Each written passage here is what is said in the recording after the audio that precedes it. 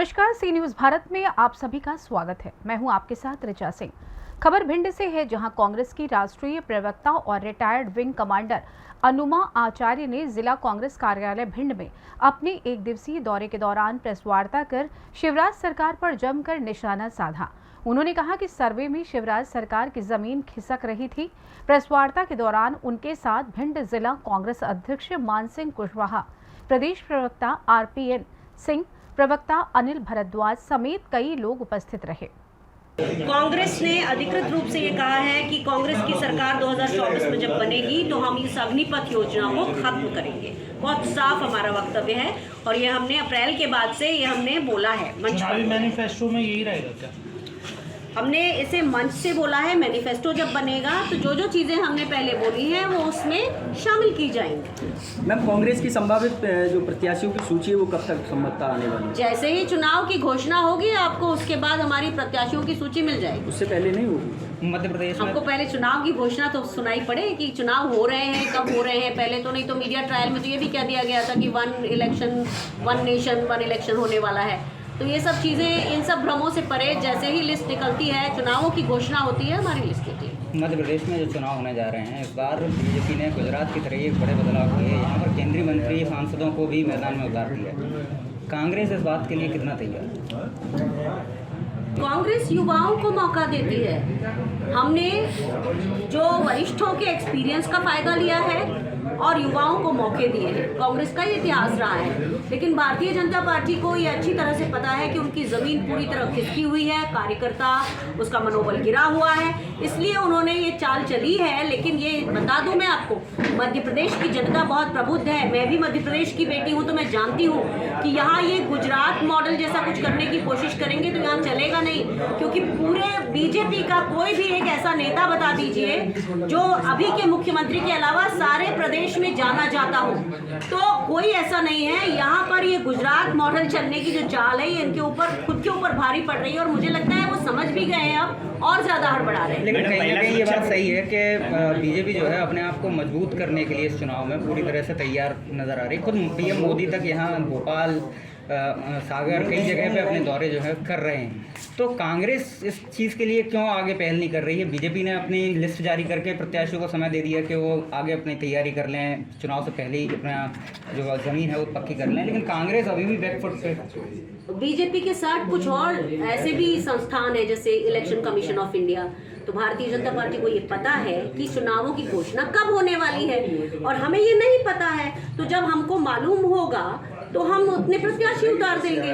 Bharatiya Janata party के पास ये ED हो गया, CBI हो गया और खासतौर पे इलेक्शन कमीशन ऑफ इंडिया जो हमारे प्रधानमंत्री को शहीदों के नाम पर वोट मांगने जैसा कृतघ्न अपराध करने के बावजूद भी उनको किसी तरह का चैलेंज नहीं करता, उनके ऊपर किसी तरह की टिप्पणी नहीं करता, ऐसा चुनाव आयोग उनकी तरफ है। तो वो जानते हैं कब ये चुनाव होने वाले हैं। मैडम, आप ये साफ कर रही है कि जैसे बीजेपी ने तय कर लिया है कि यहाँ पे उनके प्रत्याशी कमजोर हैं तो उन्होंने अच्छे प्रत्याशी उतारे, तो यानी कि कांग्रेस हर सीट पे मजबूत है। इस बार जनतंत्र मजबूत है, बीजेपी कमजोर है, एक बात है। इस बार लोकतंत्र मजबूत है। लोग ये समझ चुके हैं कि बार बार वो भ्रम में नहीं आएंगे। नहीं तो शिवराज सिंह जी इस चुनावी आखिरी साल में 19 घोषणाएं कर रहे हैं, कुछ पुरानी कुछ नई मिला के 19 घोषणाएं कर रहे हैं। लोगों को समझ में आता है। हम लोगों को ये माने कि वो इवेंट मैनेजमेंट से 1-2 बार चमत्कृत हो सकते हैं, लेकिन पूरी सरकार अगर इवेंट मैनेजमेंट की हो तो लोगों के सरोकार पीछे चले जाते हैं।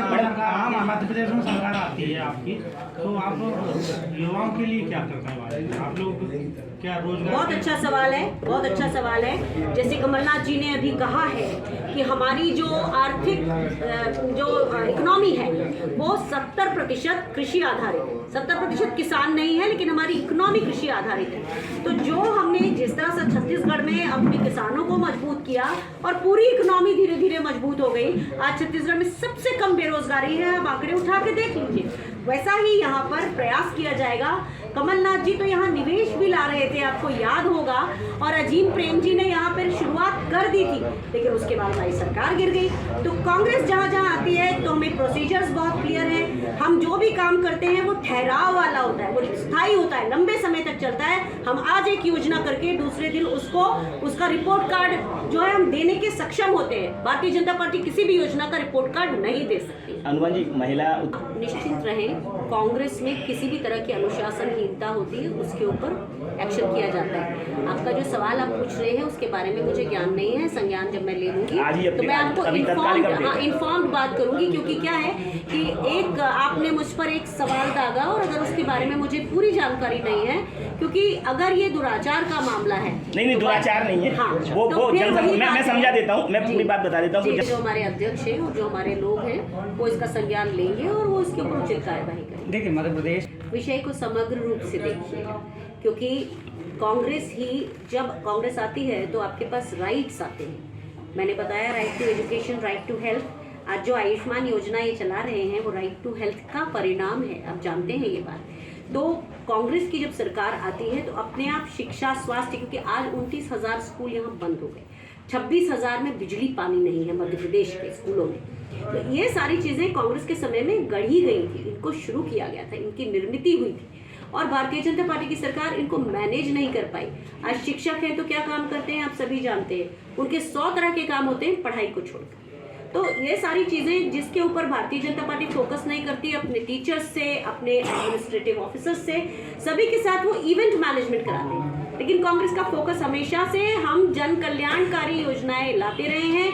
पहले हमारा देश वेलफेयर स्टेट के नाम से जाना जाता था और आज वो वेलफेयर स्टेट को ये फ्रीबीज में बांट रहे हैं। आपको याद दिलाना चाहती हूँ न्याय योजना के बारे में, जिसके बारे में 2019 में हमने बात की थी। न्याय योजना क्या थी? लोगों के अंदर से डिमांड क्रिएट करिए तो इकोनॉमी चलेगी, ये है हमारा सिद्धांत। बोली लगाना हमारा सिद्धांत नहीं है। अगर महंगाई को हम कम करने के लिए एक 1500 रुपये डालते हैं और वो बहन जो है 500 में सिलेंडर प्राप्त करती है तो उसको महंगाई से निजात मिलती है और वो कुछ खरीदती है, वो पैसा इकोनॉमी में जाता है। भिंड से सी न्यूज संवाददाता विनोद शर्मा की रिपोर्ट। फिलहाल इस खास खबर में बस इतना ही। देश दुनिया की तमाम खबरों की जानकारी के लिए आप देखते रहें सी न्यूज भारत। हर खबर आपके साथ, आपके हाथ।